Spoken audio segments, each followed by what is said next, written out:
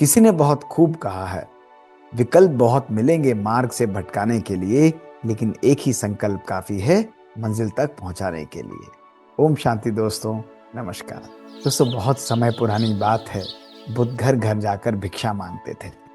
एक दिन वो भिक्षा मांगते हुए किसान के पास पहुंचे और किसान से जैसे ही उन्होंने भिक्षा मांगी तो किसान ने बोला कि भाई एक बात बताइए बुद्ध, मैं आपको भिक्षा क्यों दूं? तो बुद्ध ने मुस्कुराते हुए शांत स्वर में उनसे पूछा कि तुम ऐसा क्यों पूछ रहे हो? तो उस किसान ने कहा, देखिए बुद्ध, मैं तो रोज अपने खेतों पर हल चलाता हूँ, वहां बीज बोता हूँ, पानी देता हूँ, कड़ी मेहनत करता हूँ। और जब मैं मेहनत करके जब फसल उपजाऊ होती है उसे काटता हूँ तो उसका कुछ पोर्शन मैं बेच देता हूँ, कुछ अपने लिए रखता हूँ, या यूं कहूँ मैं तो अपनी मेहनत का खाता हूँ। पर आपको मैं क्यों दूं? आप कौन सी मेहनत करते हैं? तो बुद्ध ने बहुत शांत और मुस्कुराते हुए स्वभाव से उसके सर पर हाथ रखा और उसे बोला कि जिस प्रकार तुम खेती करते हो उसी प्रकार मैं भी पूरे दिन खेती करता हूँ। तो किसान ने कहा, आप किस प्रकार की खेती करते हैं? आपकी कौन सी भूमि है? आपके कौन से बीज हैं? तो बुद्ध ने कहा, देखो, मेरा मन वही मेरी भूमि है। तो वो व्यक्ति उसको देखने लगा।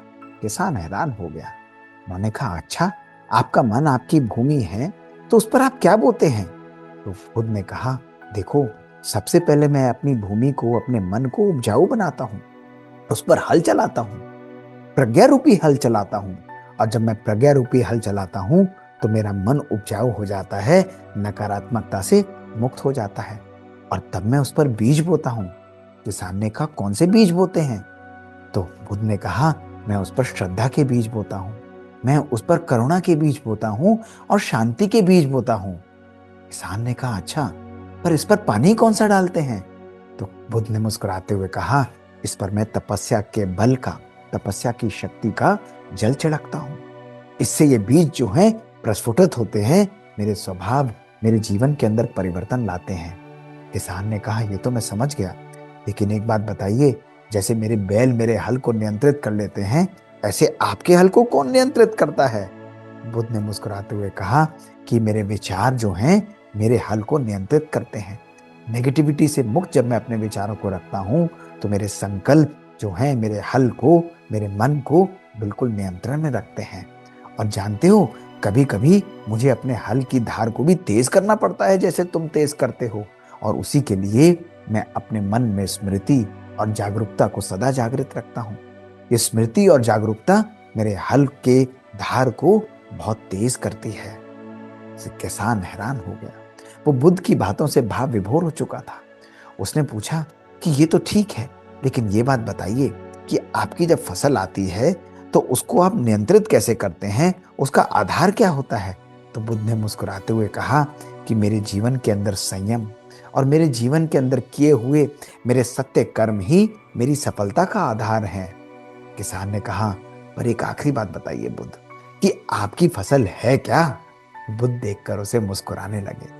उन्होंने कहा कि मेरे मन की फसल जो है वो है शांति, वो है आनंद और वो है निर्वाण।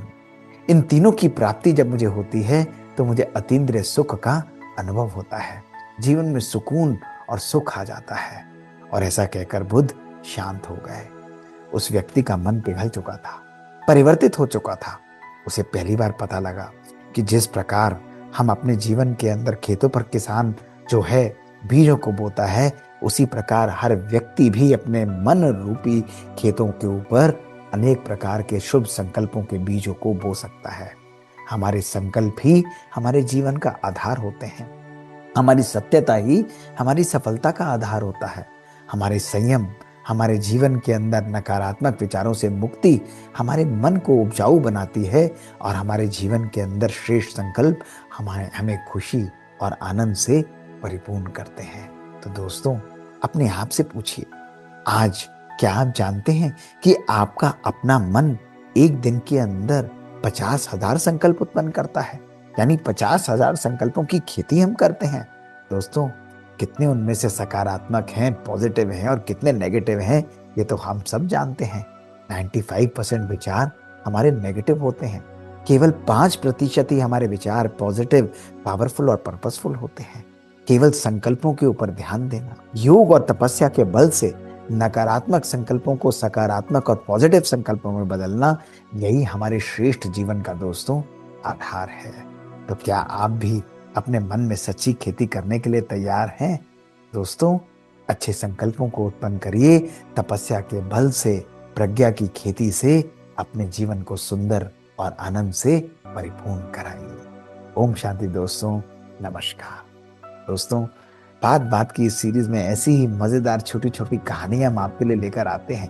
यदि आपको ये कहानियां पसंद आती हैं तो हमें जरूर लिखकर भेजिए। हमारा ईमेल है bkdrmohitgupta@gmail.com। हमें इंतजार रहेगा दोस्तों आपसे सुनने के लिए। ओम शांति।